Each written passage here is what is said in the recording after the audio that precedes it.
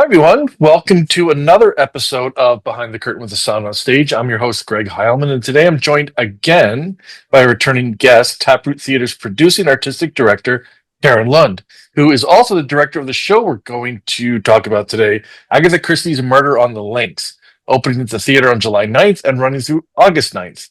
Welcome back to the show, Karen. It's good to have you. Good to be here. So talking about the show, the first thing I want to touch on is I noticed it's a regional premiere. Yes. And you tend to have a lot of these coming through the theaters. That's something you look for when you program a season, things that Oh, necessarily aren't familiar with in the area. oh, absolutely. And the thing that's super exciting about this particular regional premiere is that it's Steven Dietz, who is a Seattle native and spends about half his year in Seattle every year. But really, his career was really launched at ACT. So he's a beloved playwright from this area, and I think people are going to just love seeing his particular adaptation of this Agatha Christie classic. So, but we're always looking for new work. We're always looking for opportunities to show something that people haven't seen before. Because of our size, we're mid-size. We don't usually get the really juicy ones coming just from Broadway, but things that have been popular in other regional theaters, we'll sometimes be able to get those before the larger houses, and that's always exciting when that happens. Yeah, I think sometimes it's better to have not have the big, marquee names and things like that for just keep it interesting because you can. Those are I don't know. I don't want to say a dime a dozen because they're not, but there's a niche, and I think Taproot's got a nice little niche there with the size of the theater, how you interact with the community. You truly are part of the community, which is great. I mean, that's what all theater is, community theater. Um, Exactly. so about the show, uh, there are so many, Agatha Christie type plays out there. You can get these in local theaters and in the professional theaters. Is there something other than Stephen Dietz that drove you to this particular story? Is told in a highly theatrical way.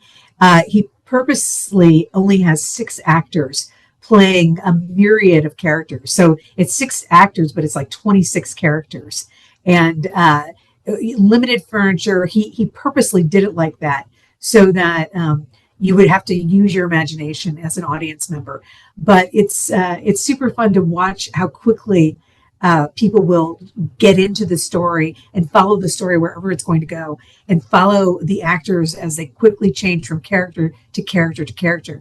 And he uses that for a great deal of comedy and fun, as well as really keeping the drama up and the mystery up as well. So it's really fun. Well, I did notice, speaking of characters and actors, there you have a few returning regular Taproot actors in this one, namely Richard Nguyen Sloniker, who most of us know as Jeeves. I know he was also in, I think, How to Write a Book for the New Book for the Bible, which I saw the Right. understudy for, so I didn't see his performance in that, but I understand it was very, very good, as is everything. What is it about him that? That he could bring to these characters like he does with Yeah. Jeeves, and like I have to believe as a Poirot here, he's got to be really good. Yeah. So he is. We did Agatha Christie's Black Coffee. I believe it was like 3 summers ago, and he's returning to this role as Perot, and Nathan Brockman is returning to his role as Hastings. They were both in that, and so we brought them back because of what a great job they did in Black Coffee. Richard is just one of not just my favorite actors. I think he's one of Seattle's favorite actors. You see him all over town. And a lot of it has to do with the fact that not only is he just a consummate professional doing dialects from, Belgian to Oh, British to, on and on, but he's what I call a good citizen. He's somebody you really want in the room. He comes in with the right amount of humor and self-effacing uh, comedy, but also gravitas. He really lets himself become a leader in the room, as well as somebody who's willing to play and put himself out there. And that kind of leadership in a theater space is really wonderful because the younger actors come in and know that it's okay to have a good time while you work hard, right? mhm. And I think that we all value him for those reasons, and he's just an audience favorite. I mean, he's just delightful. So so it's going to be great to have him back doing this. Recently he told me that Poirot is his favorite character that he's ever played. Oh And wow. that's saying something, because he's done so much great work, and he's had other favorite plays he's been in, but his favorite role was Poirot, and I think it's probably from when he did Black Coffee, but still now.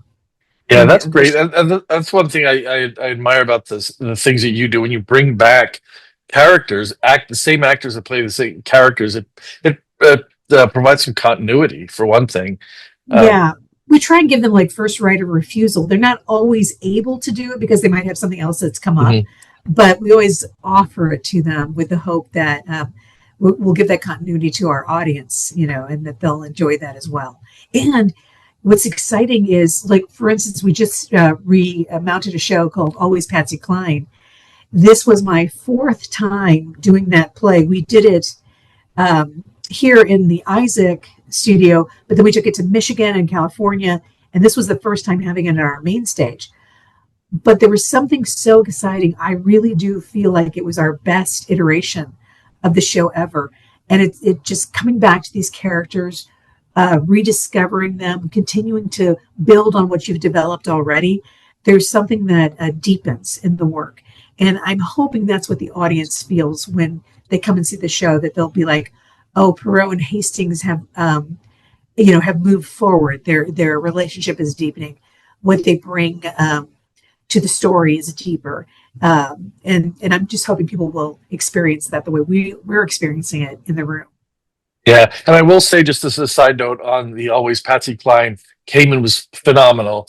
There was, as somebody who grew up, and I think I said this in my review, somebody grew up with that music in my house.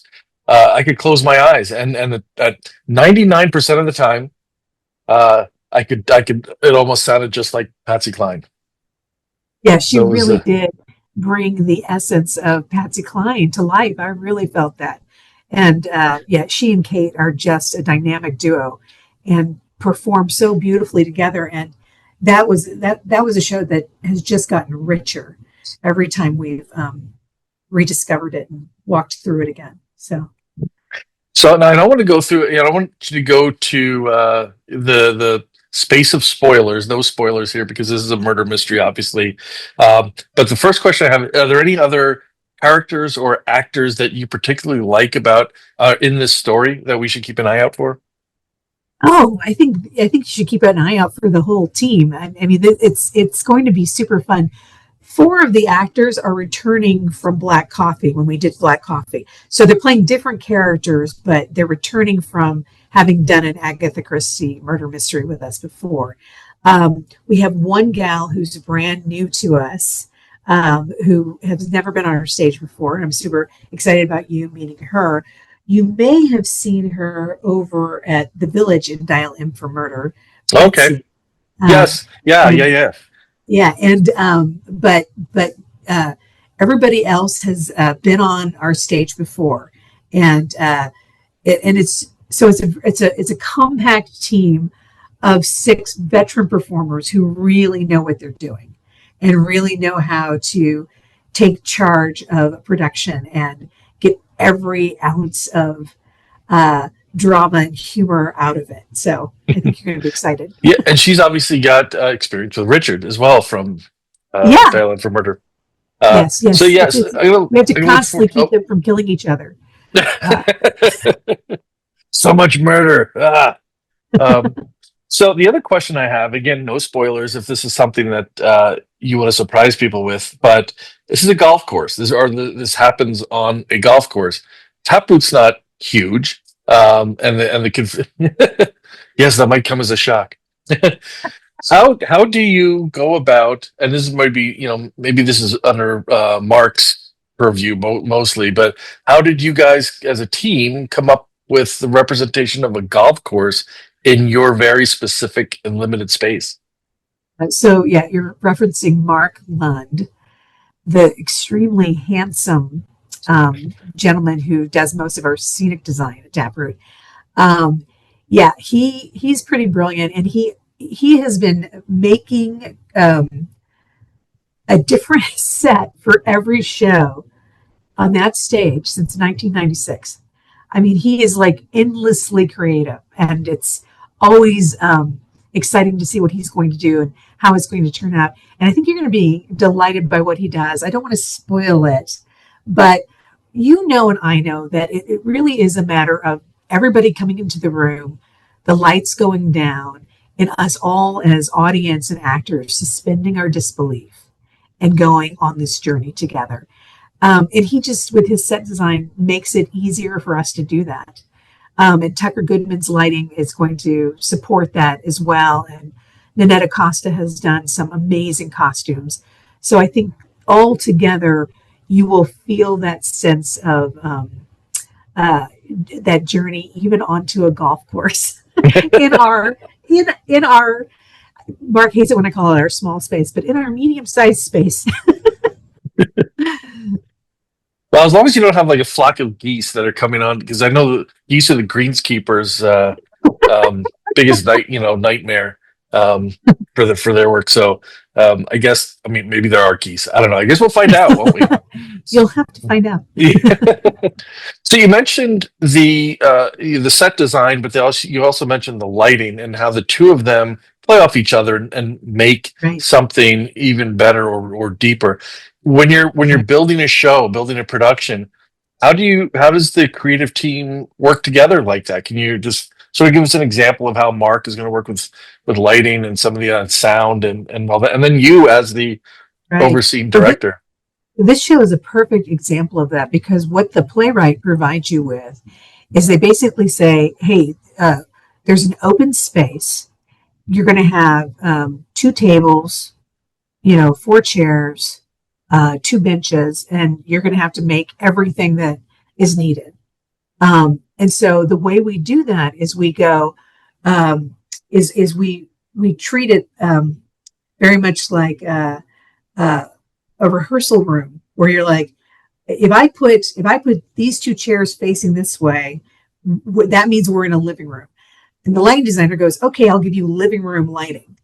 If I take a bench and I put it at an angle down stage and I say, oh, this means we're outdoors, then suddenly the lighting designer will give me like a leaf patterned gobo that helps me know we're outdoors. And the sound designer might throw in outdoor sounds to help create that idea, so that as the actors come out and reference the outdoors in some whatever way, we've all kind of agreed together that we're outdoors, just like we can all agree together that we're indoors. So for instance, costume wise, if we're walking into a house, we might remove our hats because we've come indoors. So those are all ways that all the design and the actors and my directing, we're all working together to suggest location or time or place.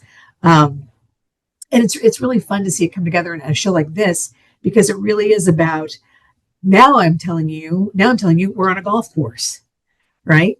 And we're actually going to play golf. We're actually going to do some driving on our set, and you're going to believe it. So it'll be fun to watch all that happen.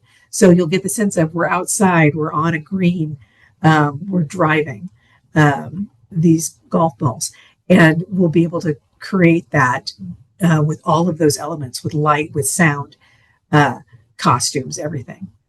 So is that something you sit around, before rehearsals, when you're walking through the script, that you tactically say, hey, this is outdoors, this is what we kind of want to do in this scene, and this, that kind of, is that how it works? So Mark and I, so there are 32 scenes. It won't feel, it's a super quick play. It's only an hour and a half, but we go to 32 locations. Some of them we're returning to the same place we've already been, but he and I sat down and we mapped out, here's what we think this scene looks like.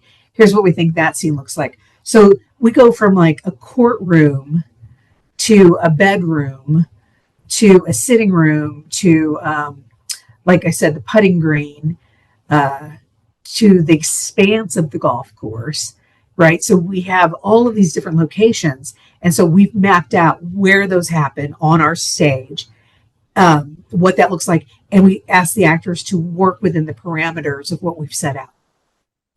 Okay. whether it be a couple of tables and a chair, or or a completely blank slate, a completely blank stage. We're still telling a story. I think it'll be fun for you to see it. But so Mark and I did that. We laid all that out, and we did that before I started rehearsal.